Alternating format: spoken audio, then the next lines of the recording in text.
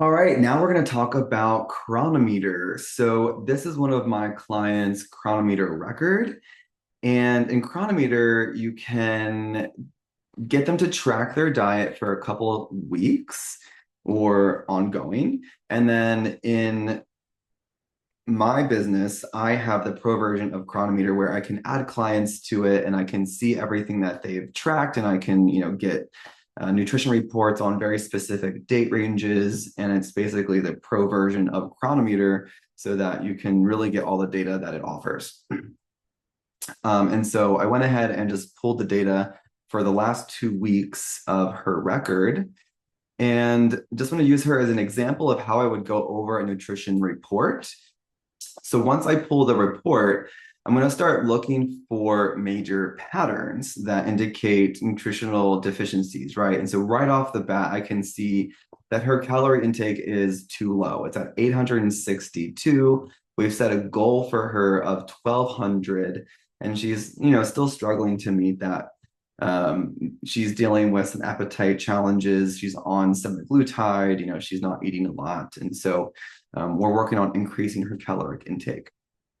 Overall, her protein is at 22%, which is on a lower side, coming in at 47.4 grams per day.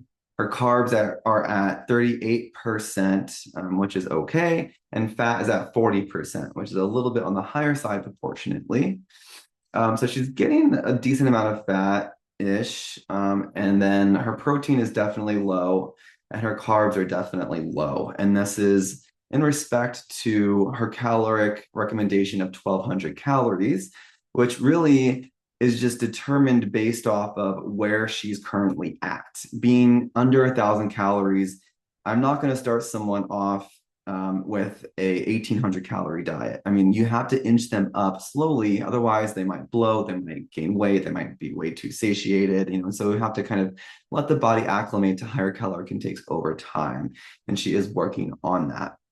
But really, she probably needs more than 1,200, probably closer to like 2,000 calories a day in all actuality. You can also see nutrition scores. These are relative to groups of nutrients that they created to represent different topics like vitamins, minerals, electrolytes, immunological nutrients, antioxidants, et cetera, et cetera. I don't really look at that too much. I'm just going to scroll down here and look directly at the actual data. So you can see all of the different sources of her calories, which most of her calories came from the high protein bar, the Think Thin. So she's eating a good amount of those. And she had a couple sources of dessert, pecan pie, Costco, muffins. So she's definitely eating some more calorically dense foods here, and I think we can work with her to reduce some of those to increase some more nutrient dense foods to get more bang for the buck that she is spending here. You can also take a look at oxalate intake. Her oxalate intake confidence score is only at 57.7, which means almost half of the foods she tracked did not have data on oxalates, so not really sure if this is accurate. 29 is pretty low. Usually we're shooting for below 300. Some people definitely need to worry about that, especially if they have really high oxalate intakes, any kind of joint pain, thyroid issues, or brain fog. So we're always working on reducing that towards the recommended intake. And then you can also start to peel apart some of her carbohydrates, looking at her fiber, which is at 6.7 grams. And I like to look at the different sources of fiber, see if there's a variety here. We've got beans, carrots, we've got almonds, we've got corn, asparagus, we got vegetables, we got nuts, we got some grains, we got some beans. So I like that she has a good variety here. It's just, of course, her intake is super low, right? So we want her to eat a lot more of that. She's probably going to need a fiber supplement to support her bowel movements and her gut health until we can get her to eat it herself. And then we can look at her overall sugar intake, which was pretty low, unsurprisingly. But more importantly, we're looking at added sugars. So her added sugars were technically below the recommended daily intake of 25 grams per day. but proportionately, this is pretty high, considering her caloric intake is, less than half of what she should be eating. Meaning, like, if she were to eat as much as she should be, she'd probably be closer to 35 grams, right? And so that's on the higher side or above what we want. And so she's definitely eating more sugar than we would like to see. And so we can start to work on reducing those. Um, and then we can also look at her overall fatty balance. She's not getting enough of those essential fatty acids. That confidence score is a little bit on the lower side. So we can't really take that as factual, but we can start to look at some of the food choices and help to recommend as she eats more of the recommended foods for omega-3s. I also will look at the saturated fat, and sometimes I'll calculate what 14.3 grams is in calories. So that's times 9. So we have 128 calories coming from saturated fat. Our goal is to be around 10% of her overall calorie intake. And so that would be a little bit more than 10%. It's about percent.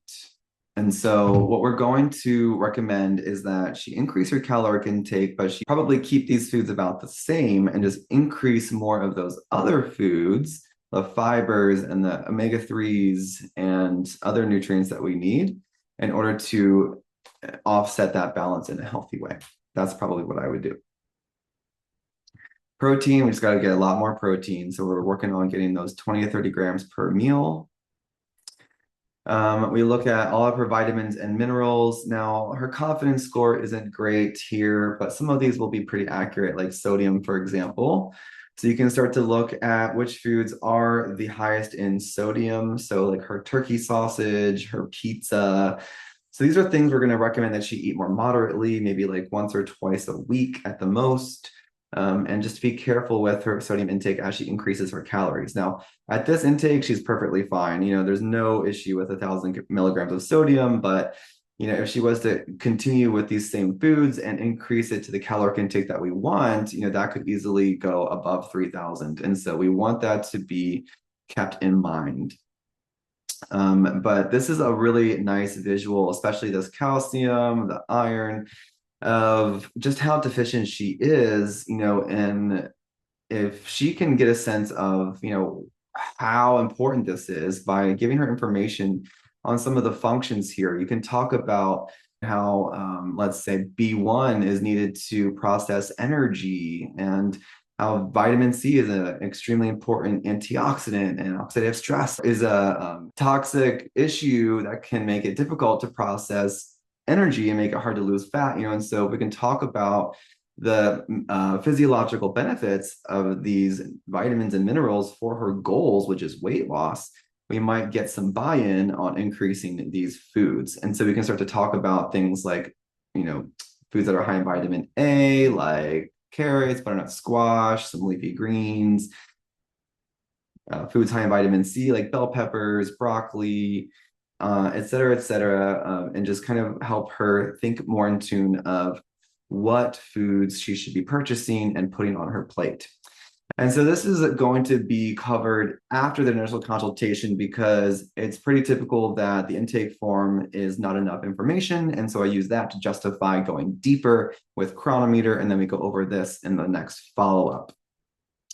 And then we use this data to kind of justify some of the dietary changes that I'm sure I will already be recommending to her. And we can start to build some meals together, or start working on creating a meal plan for her. So this is Cronometer. And ideally, we want to recommend that clients continue tracking in Cronometer if they can, and use really strategic educational conversations to help them learn the reason behind the nutrients that we want them to consume. And also just working with them to build rapport and build trust that they really want to follow your guidance. But overall, this is one of the most impactful tools we have as a nutritionist.